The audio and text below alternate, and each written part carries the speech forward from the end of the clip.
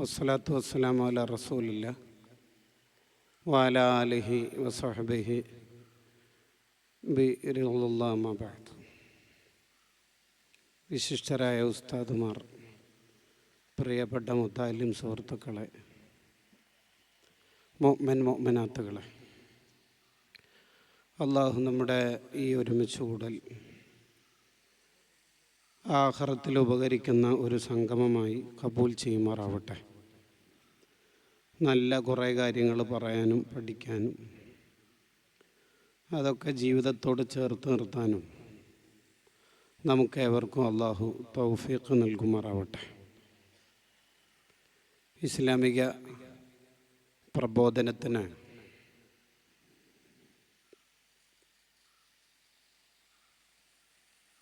ഏറ്റവും വലിയ പങ്കുവഹിച്ച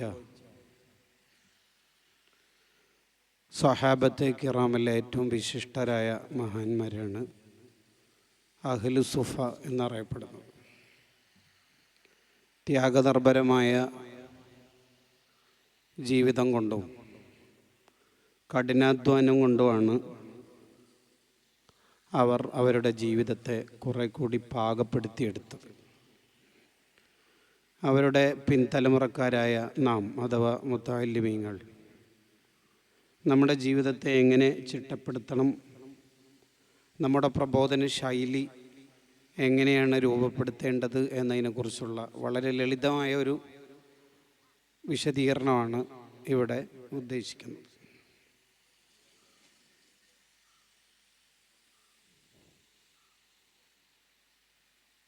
വെറും പള്ളിയുടെ അകത്തിരുന്ന് പഠനം നടത്തി എന്നത് മാത്രം ഒരിക്കലും അഹ്ലു സുഫയെക്കുറിച്ച് നമ്മൾ വിചാരിക്കരുത്. മറിച്ച് ഏറ്റവും ഭംഗിയായി പഠനം നടത്തി പൂർത്തിയാക്കുകയും അവർക്ക് ലഭിച്ച വിവരങ്ങൾ അടുത്ത തലമുറക്ക് പകർന്നു കൊടുക്കാൻ ആവശ്യമായ ദഅവത്തിൻ്റെ വ്യത്യസ്ത രീതികൾ, സമരങ്ങളടക്കം അവർ ചെയ്യുകയും അങ്ങനെ അവരുടെ ജീവിതത്തെ പൂർണ്ണതയിലേക്ക് എത്തിക്കുകയും ചെയ്തു എന്നാണ് നമ്മൾ അഹ്ലു സുഫയെ വായിക്കേണ്ടത്. പലപ്പോഴും അഹ്ലു സുഫ എന്ന് കേൾക്കുമ്പോൾ തന്നെ ഒരിടത്ത് ചമ്രം പടഞ്ഞിരുന്ന് കുറേ പഠനം നടത്തി എന്ന് മാത്രം വായിക്കാറാണ് പതിവ്. അതിലപ്പുറത്ത് വിശാലമായൊരു ദഅവത്തിൻ്റെ മനസ്സും അതിനുള്ള സന്നദ്ധതയും അവർ കാണിച്ചു എന്നുള്ളതാണ് വളരെ പ്രധാനം. ഞാൻ ഏതായാലും ആമുഖം നീട്ടുന്നതിലപ്പുറത്ത് നേരെ വിഷയത്തിലേക്ക് കടക്കാണ്.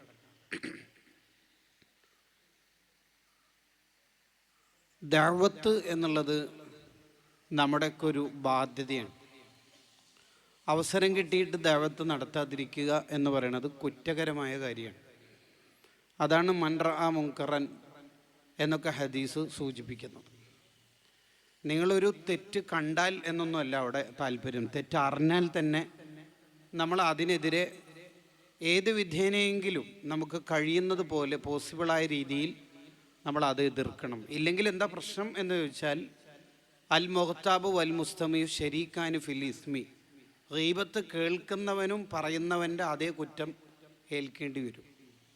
പുകവലിക്കുന്ന ആളുടെ അടുത്തിരിക്കുന്നയാൾക്ക് നിക്കോട്ടിൻ എന്ന വിഷാംശ വസ്തുവുമായി ബന്ധപ്പെട്ടുള്ള രോഗങ്ങൾ ഉണ്ടാകും എന്ന് you may be studied from biology.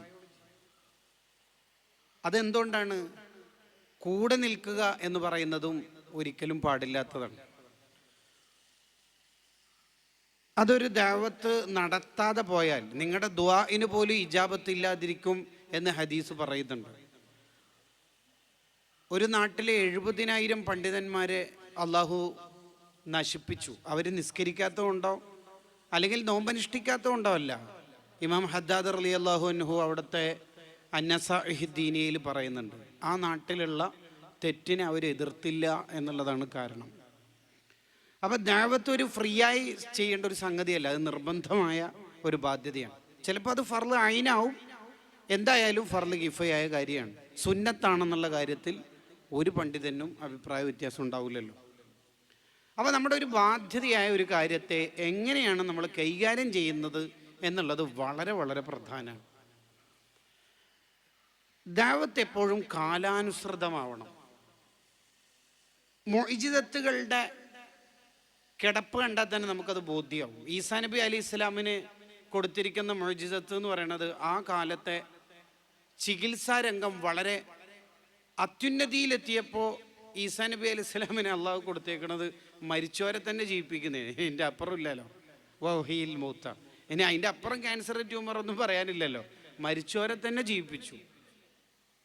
ഈസാ നബി അലൈഹി ഇസ്ലാമിൻ്റെ കാലത്ത് ജാലവിദ്യക്കാരുടെ, മാരണക്കാരുടെ, മാജിക് ടീമിൻ്റെ കുറേ അഭ്യാസങ്ങളായിരുന്നു. അതിനെയൊക്കെ അതിജയിക്കുന്ന തരത്തിലായിരുന്നു മൂസാ നബി അലൈഹിസ്സലാത്തു വസ്സലാമിന് അള്ളാഹു നൽകിയിരിക്കുന്നത്. അതേസമയം മുത്തുനബി സല്ലല്ലാഹു അലൈഹി വസല്ലം തങ്ങളുടെ കാലം എന്ന് പറയുന്നത് കഹ്താനിൻ്റെയും അദ്നാനിൻ്റെയും ഒക്കെ സാഹിത്യ സാമ്രാട്ടുക്കളുടെ ഒരു കാലമായിരുന്നു. ആ കാലത്തെ തോൽപ്പിക്കാൻ വിശുദ്ധ ഗ്രന്ഥം പോലുള്ള വളരെ വിശുദ്ധമായ സാഹിത്യത്തിൻ്റെ ഏറ്റവും അത്യുന്നതിയിലുള്ള ഗ്രന്ഥം തന്നെ കൊടുത്ത് ഉഅ്തീതു ജവാമി അൽ കലിം എന്ന ഏറ്റവും പരിശുദ്ധമായ പ്രത്യേകതയും നൽകിയിട്ടാണ് മുത്തുനബി സല്ലല്ലാഹു അലൈഹി വസല്ലം തങ്ങളെ നിയോഗിക്കുന്നത്. അപ്പോൾ കാലാനുസൃതമായ ദഅവത്താണ് ഇനിയുള്ള കാലത്ത് നമ്മളിൽ നിന്ന് സമൂഹം പ്രതീക്ഷിക്കുന്നത്. ഒരുപക്ഷെ 4-5 മണിക്കൂർ നീണ്ടു നിൽക്കുന്ന പ്രഭാഷണം കേൾക്കാൻ ഓഡിയൻസിന് കിട്ടിക്കൊള്ളുന്നില്ല. 30 മിനിറ്റിനുള്ളിലുള്ള സ്റ്റാറ്റസിൽ നിങ്ങൾക്ക് പറയാനാവുന്ന ഏറ്റവും വലിയ വിവരം ചുരുക്കി പറയാൻ കഴിയോ ഇല്ലയോ എന്നാണ് സമൂഹം ചോദിച്ചുകൊണ്ടിരിക്കുന്നത്. അതെനിക്ക് നടക്കൂല, എനിക്ക് എന്തായാലും ഒരു അരമണിക്കൂർ സദസ്സിൽ കിട്ടിയാലേ നടക്കുള്ളൂ എന്നാണെങ്കിൽ നമുക്ക് ചാൻസ് ഇല്ലാതെ പോകും. അത് ഭാഷയിലാണെങ്കിലും ഇനി വ്യത്യസ്തങ്ങളായ കഴിവാണെങ്കിൽ തന്നെയും കാലാനുസൃതമായ ദഅവത്ത് വളരെ വളരെ പ്രധാനമാണ്. ഒരു ദാഇ എന്ന അർത്ഥത്തിൽ നമുക്കുണ്ടാവേണ്ടത് 5 കാര്യങ്ങളെ സൂചിപ്പിച്ചുകൊണ്ട് ഞാൻ എൻ്റെ ക്ലാസ് വൈൻഡപ്പ് ചെയ്യും. 1, നമ്മുടെ ദഅവത്ത് കുറച്ചുകൂടി മുത്തുനബി സല്ലല്ലാഹു അലൈഹി വസല്ലം തങ്ങളുടെ ശൈലി സ്വീകരിച്ചുകൊണ്ടുള്ള ദഅവത്ത് തന്നെ ആയിരിക്കണം.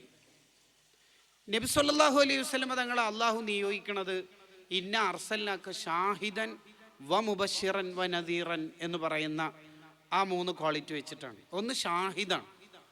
ഷാഹിദ് എന്ന് പറയുന്നത് അനുയായികളുടെ കൂടെ ഉണ്ടാവണം.